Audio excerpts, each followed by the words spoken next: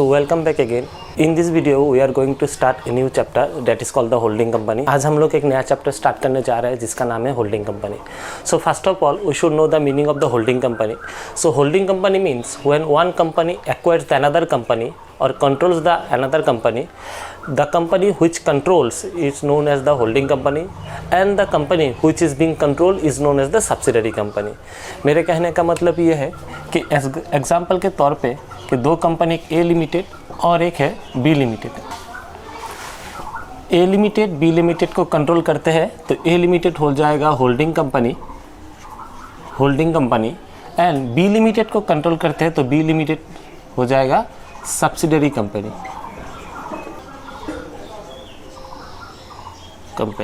That means the company which is controlled by another company is known as the subsidiary company and the company which controls the other company is known as the holding company. जो company दूसरा company को control करते हैं उसको बोलते हैं holding company और जिस कंपनी को दूसरा कंपनी कंट्रोल करते हैं उस कंपनी को बोलते हैं सब्सिडरी कंपनी. नाउ कोई भी कंपनी को कंट्रोल करने के लिए फर्स्ट ऑफ ऑल उस कंपनी का शेयर होल्डर को कंट्रोल करना ज़रूरी है. For controlling any other company, so first of all the holding company must control the shares of the share holders. तो एक देखिए, एक कंपनी का शेयर होल्डर्स को कंट्रोल करने के लिए उस कंपनी का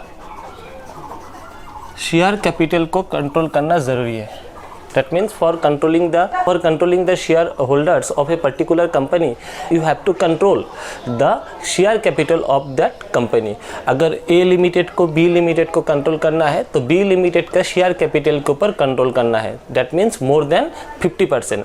अगर A लिमिटेड B लिमिटेड का more than 50% शेयर एक्वायर करते हैं तो B लिमिटेड का शेयर होल्डर को भी ये इनडायरेक्टली कंट्रोल किया. So from this discussion we are very much clear that this chapter will provide you the information at least to companies. ये चैप्टर में आपको दो कंपनी के इन्फॉर्मेशन मिलेगा, एक आपको होल्डिंग कंपनी की इन्फॉर्मेशन मिलेगा और आपको एक सब्सिडरी कंपनी का इन्फॉर्मेशन मिलेगा. तो सब्सिडरी कंपनी को कंट्रोल करने के लिए होल्डिंग कंपनी को सब्सिडरी कंपनी का शेयर कैपिटल के ऊपर कंट्रोल करना ज़रूरी है. For controlling the subsidiary company the holding company must acquire more than 50% of share. तो शेयर कैपिटल जितना होगा उस शेयर कैपिटल का more than 50% share capital holding company को एक्वायर करना है, तभी जाके होल्डिंग कंपनी सब्सिडरी कंपनी को कंट्रोल कर सकता है. I want to mean that अगर यहाँ पे ए लिमिटेड को बी लिमिटेड को कंट्रोल करना है तो बी लिमिटेड का मोर देन 50% शेयर ए लिमिटेड को एक्वायर करना है. अगर बी लिमिटेड का मोर देन 50% शेयर ए लिमिटेड ने एक्वायर किया तो बी लिमिटेड बन जाएगा सब्सिडरी कंपनी और ए लिमिटेड बन जाएगा आपका होल्डिंग कंपनी. तो किसी भी कंपनी को कंट्रोल करने के लिए उस कंपनी का शेयर कैपिटल को एक्वायर करना ज़रूरी है. उस कंपनी का शेयर कैपिटल को कंट्रोल करना ज़रूरी है. तो यहाँ पे अगर ए लिमिटेड बी लिमिटेड का शेयर कैपिटल के ऊपर मोर देन 50% एक्वायर कर लेते हैं तो बी लिमिटेड ए लिमिटेड का होगा सब्सिडरी कंपनी और ए लिमिटेड बी लिमिटेड का होगा होल्डिंग कंपनी मतलब बी लिमिटेड को अभी ए लिमिटेड कंट्रोल करेगा. कंट्रोल दो टाइप से किया जाता है, एक आप पूरा का पूरा कंट्रोल कर सकते हैं या मोर देन 50% शेयर एक्वायर करके भी कंट्रोल कर सकते हैं. अगर ए लिमिटेड बी लिमिटेड का पूरा शेयर कंट्रोल करते हैं, पूरा का पूरा शेयर परचेस कर लेते हैं तो उसको बोलते हैं wholly owned subsidiary company. Wholly owned subsidiary company जहाँ पे होल्डिंग कंपनी सब्सिडरी कंपनी का सारा एसेट और सारा लायबिलिटीज टेक ओवर करते हैं. अगर बी लिमिटेड ए लिमिटेड का मतलब होल्डिंग कंपनी सब्सिडरी कंपनी का मोर देन 50% शेयर एक्वायर करते हैं बट नॉट 100%. पूरा शेयर एक्वायर नहीं किया but more than 50% but less than 100%, तब उसको बोलते हैं पार्शियल ओन सब्सिडरी कंपनी. तो ये यहाँ तक क्या समझ में आया कि कोई भी कंपनी होल्डिंग कंपनी बनने के लिए जिस कंपनी के ऊपर कंट्रोल करना चाहता है उस कंपनी का शेयर के ऊपर कंट्रोल करना ज़रूरी है, मतलब उस कंपनी का शेयर कैपिटल को एक्वायर करना ज़रूरी है. जहाँ पे अगर एक कंपनी कोई भी कंपनी का दूसरा कंपनी का मोर देन 50% शेयर एक्वायर करते हैं तो उसको बोलते हैं होल्डिंग कंपनी, और जिस कंपनी का 50% शेयर एक्वायर करते हैं उस कंपनी को बोलते हैं सब्सिडरी कंपनी। यहाँ पे एक्वाइजेशन दो टाइप से होता है, एक आपका होता है होली ओन सब्सिडरी कंपनी और दूसरा होता है आपका पार्शियल ओन सब्सिडरी कंपनी।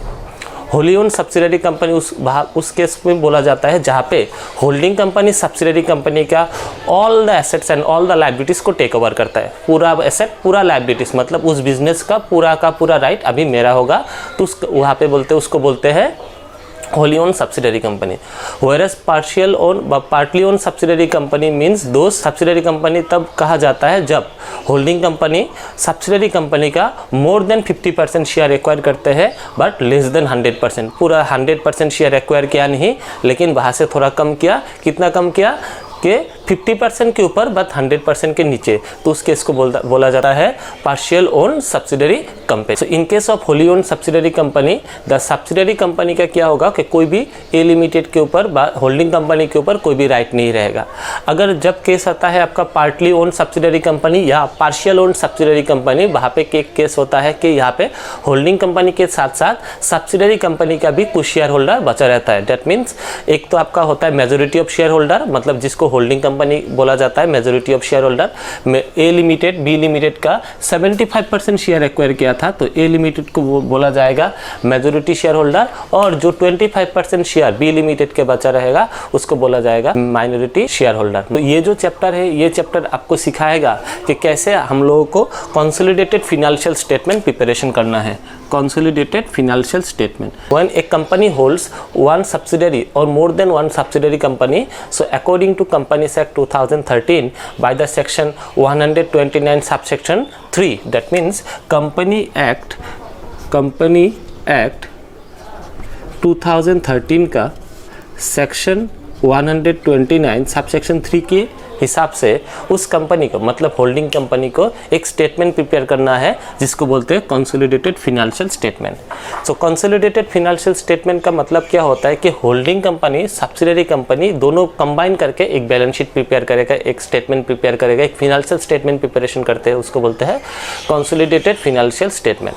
तो कंसोलिडेटेड फाइनेंशियल स्टेटमेंट का मतलब होता है when the consolidation made between holding company and the subsidiary company, एक ही स्टेटमेंट में होल्डिंग कंपनी और सब्सिडरी कंपनी का बैलेंस मिला के जो स्टेटमेंट प्रिपेयर किया जाता है उसको बोलते हैं। हाँ, ये भी जरूरी है कि होल्डिंग कंपनी के खुद का एक स्टेटमेंट फाइनेंशियल स्टेटमेंट प्रिपेयर करेगा, सब्सिडरी कंपनी भी खुद का एक फाइनेंशियल स्टेटमेंट प्रिपेयर करेगा, लेकिन होल्डिंग कंपनी एक सब्सिडरी कंपनी या एक से ज़्यादा सब्सिडरी कंपनी को अगर होल्ड करके रखा हुआ है तो it is the duty of the parent company मतलब होल्डिंग कंपनी के it is the duty to prepare the consolidated financial statement. मतलब मेरा जो अगर मैं होल्डिंग कंपनी हूँ तो मेरा कंपनी का बैलेंस शीट, मेरा कंपनी का फाइनेंशियल स्टेटमेंट और मैंने जिस कंपनी को एक्वायर करके रखा हुआ है, जो कंपनी मेरा सब्सिडरी कंपनी है, उन लोगों का फाइनेंशियल स्टेटमेंट एक साथ करके एक फाइनेंशियल स्टेटमेंट प्रिपेयर किया जाता है जिसको बोलते हैं कंसोलिडेटेड फाइनेंशियल स्टेटमेंट।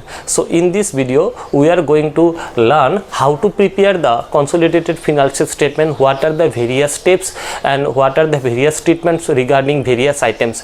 आज हम लोग सिंपल सा देखेंगे कि कंसोलिडेटेड फाइनेंशियल स्टेटमेंट प्रिपरेशन का क्या क्या स्टेप्स होता है, कंसोलिडेटेड फाइनेंशियल स्टेटमेंट कैसे प्रिपेयर किया जाता है, उसका रूल्स क्या है, उसके बारे में देखेंगे।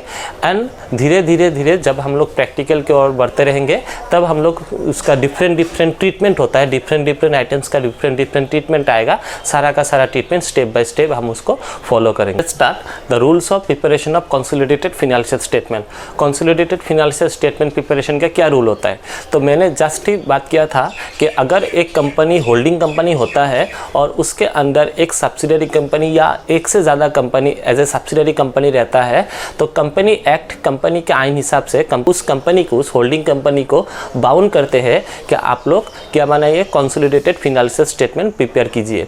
आई एम रिपीटिंग इट अगेन कि if any company holds one or more than one subsidiary company at that time Companies Act 2013 by the section 129 subsection 3 it is mandatory or it is bound to prepare consolidated financial statement by the holding company को consolidated financial statement करने के लिए वो bound करते हैं। Now consolidated financial statement preparation करने के लिए हम लोगों का AS 21 मतलब अकाउंटिंग स्टैंडर्ड 21 कुछ रूल्स रेगुलेशन मेंटेन किया हुआ है, लिखा हुआ है। तो उस रूल्स रेगुलेशन के हिसाब से हम लोग को क्या प्रिपेयर करना है, हम लोग को कंसोलिडेटेड फाइनेंशियल स्टेटमेंट प्रिपेयर करना है। So let's see the steps. तो first one is date of acquisition. Date of acquisition मतलब होल्डिंग कंपनी कौन सा डेट में सब्सिडरी कंपनी का शेयर कैपिटल को एक्वायर किया था। Number 2 you have to see share acquired. Share acquire कितना का शेयर एक्वायर किया था, कितना का शेयर एक्वायर किया मतलब होल्डिंग कंपनी क्या होली ओन सब्सिडरी कंपनी के कैटेगरी में आता है, या ये केस हम लोग का पार्शियल व पार्टली ओन सब्सिडरी कंपनी के कैटेगरी में आता है। Number 2 pre and post acquisition period. Pre and post acquisition period हम लोग को देखना है कि प्री एक्विजिशन पीरियड होता है या पोस्ट एक्विजिशन पीरियड होता है। Now what is pre acquisition period and what is post acquisition period. तो देखिए, अगर होल्डिंग कंपनी का सब्सिडरी कंपनी का सेशन स्टार्ट होता है कि 1 अप्रैल से लेके 31 मार्च, एग्जाम्पल के तौर पे लिखा था 1 अप्रैल से लेके 31 मार्च, और एक्वायर किया था मिडिल ऑफ द मंथ के मान के चलिए कि 1 सितंबर में बिजनेस एक्वायर किया। लेकिन सब्सिडरी कंपनी का फिनल बिगिनिंग था अप्रैल और क्लोजिंग था मार्च, और एक्वाइजेशन हुआ 1 सितंबर में। तो सितंबर का जिस दिन एक्वायर हुआ उससे पहले वाला जो पीरियड होगा उसको बोलते हैं प्री एक्विजिशन पीरियड, एंड उसके बाद में जो पीरियड होगा उसको बोलते हैं post acquisition period. So pre-acquisition period is the period. So pre-acquisition period means the period which is start from the beginning of the session till the date of acquisition. So pre-acquisition period का मतलब होता है opening date से लेके acquiring date तक, और post acquisition period का मतलब होता है एक्विजिशन डेट से लेके books of accounts closing date तक। नेक्स्ट आपका आता है pre profit and post profit. Now what is pre-profit and what is post-profit? So pre-profit and the post-profit. So pre-profit means the profit which is earned by the subsidiary company before the date of acquisition. जिस दिन business को acquire किया था उससे acquiring date से पहले जो profit subsidiary company earn किया था तो उसको बोलते हैं pre profit. And post profit मतलब it is the profit which is earn by the subsidiary company after acquiring the business by the holding company. तो सब्सिडियरी कंपनी को एक्वायर करने से पहले सब्सिडियरी कंपनी जो भी प्रॉफिट अर्न किया हुआ है उस प्रॉफिट को बोलते हैं प्री प्रॉफिट, और सब्सिडियरी कंपनी को एक्वायर करने के बाद सब्सिडियरी कंपनी जो प्रॉफिट अर्न करते हैं उसको बोलते हैं पोस्ट प्रॉफिट। यहाँ पे अगर एग्जांपल हमने ऐसा लिया कि 1 अप्रैल से लेकर एक्वायरिंग डेट तक 3000 का प्रॉफिट सब्सिडियरी कंपनी ने अर्न किया होगा, तो इस 3000 को बोलते हैं pre profit. And acquisition date acquire करने के बाद जो प्रॉफिट इन्होंने अर्न किया था सब्सिडियरी कंपनी जो अर्न किया था 5000 rupees, this 5000 rupees is known as the post profit. So pre profit को हम लोग क्या बोलते हैं, कंसोलिडेटेड बैलेंस फाइनेंशियल स्टेटमेंट में प्री प्रॉफिट को हम लोग बोलते हैं capital profit. Why it is known as the capital profit, क्योंकि सब्सिडियरी कंपनी को एक्वायर करने से पहले सब्सिडियरी कंपनी ने कुछ प्रॉफिट अर्न किया था और वो प्रॉफिट बैठे बिठाए होल्डिंग कंपनी को मिला।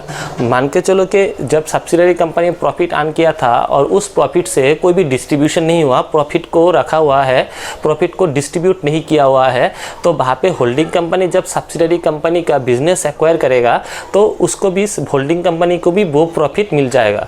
मतलब ये जो प्रॉफिट था ये मेहनत किया था सब्सिडियरी कंपनी ने। सब्सिडियरी कंपनी ने मेहनत करके ओपनिंग से लेके यहाँ तक 3000 का प्रॉफिट किया था और बिना मेहनत किए ही ये प्रॉफिट किसको मिला, होल्डिंग कंपनी को मिला। इसलिए इस प्रॉफिट को हम लोग क्या बोलेंगे, इस प्रॉफिट को हम लोग बोलेंगे capital profit. Hence it is not shown in the profit and loss account, it is used to be calculated for calculation of goodwill and capital reserve. तो हम लोग देखेंगे क्या लिखेंगे प्री प्रॉफिट में, the share of holding company in pre profit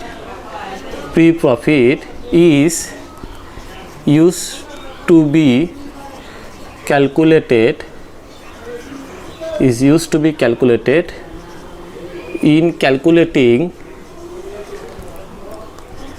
goodwill slash capital reserve, or the share of subsidiary company is used to be calculated in calculating minority interest. Okay, I am repeating it again that जो भी pre profit होगा उस pre profit में अगर subsidiary company का share है और अगर होल्डिंग कंपनी के पास शेयर है तो देखिए ये जो प्री प्रॉफिट था ये मेहनत था सब्सिडरी कंपनी का, क्योंकि यहाँ पे इस डेट से लेके यहाँ तक कोई भी होल्डिंग कंपनी नहीं था। यहाँ पे आके दूसरा कंपनी ये कंपनी को टेक ओवर किया, होल्ड किया है। तो जो जिस दिन होल्ड किया है उससे पहले वाला जो प्रॉफिट होगा सब्सिडरी कंपनी ने खुद कमाया था वो प्रॉफिट, उसको बोलते हैं प्री प्रॉफिट। तो प्री प्रॉफिट का अगर कोई भी हिस्सा होल्डिंग कंपनी को मिलता है तो वो हिस्सा का पैसा होल्डिंग कंपनी अपना प्रॉफिट हिसाब से नहीं सोच सकता है, इसको होल्डिंग कंपनी कैपिटल प्रॉफिट के हिसाब से सोचेगा। और ये जो कैपिटल प्रॉफिट होगा ये capital profit consolidated balance sheet बनाने के कंसोलिडेटेड फाइनेंशियल स्टेटमेंट के गुडविल या कैपिटल रिजर्व का कैलकुलेशन, तो गुडविल और कैपिटल रिजर्व कैलकुलेशन करने के टाइम पे प्री प्रॉफिट का इस्तेमाल किया जाए। Pre profit will be taken into consideration while calculating the goodwill और capital reserve। और अगर यहाँ पे प्री प्रॉफिट में सब्सिडरी कंपनी का कुछ हिस्सा है, सब्सिडरी कंपनी का कुछ शेयर है, तो वो शेयर और वो हिस्सा और वो प्री प्रॉफिट का पोर्शन सब्सिडरी कंपनी का माइनॉरिटी इंटरेस्ट कैलकुलेशन के टाइम पे आएगा। Now what is minority interest, will discuss it again also. So minority interest के कैलकुलेशन में प्री प्रॉफिट यूज किया जाएगा। नेक्स्ट आता है पोस्ट प्रॉफिट। अगर प्री प्रॉफिट को हम लोग कैपिटल प्रॉफिट बोलते हैं तो पोस्ट प्रॉफिट को हम लोग क्या प्रॉफिट बोलेंगे, पोस्ट प्रॉफिट को हम लोग रेवेन्यू प्रॉफिट बोलेंगे।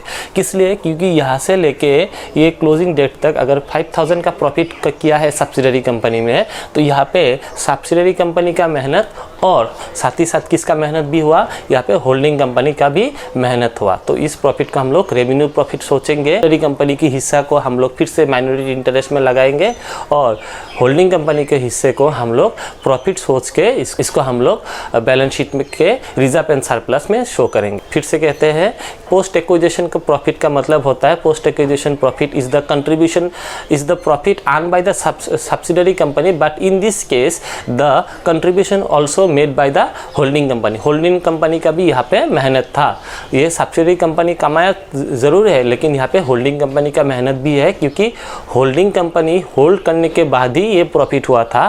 तो यहाँ पे होल्डिंग कंपनी ये प्रॉफिट को रेवेन्यू प्रॉफिट हिसाब से सोचते हैं और कंसोलिडेटेड फाइनेंशियल स्टेटमेंट प्रिपरेशन करने के टाइम पे ये प्रॉफिट, ये कौन सा प्रॉफिट, ये पोस्ट एक्विजिशन प्रॉफिट या रेवेन्यू प्रॉफिट का जो हिस्सा होल्डिंग कंपनी का होगा वो हिस्सा consolidated financial statement consolidated balance sheet में रिजर्व एंड सरप्लस के अंदर होल्डिंग कंपनी शो करेंगे।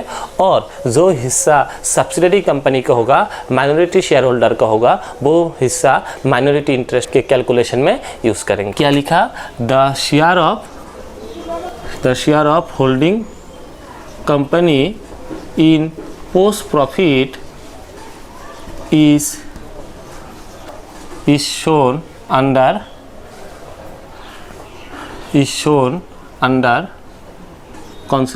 under reserve and surplus in balance sheet. The share of subsidiary company in post profit is used to calculate in minority interest.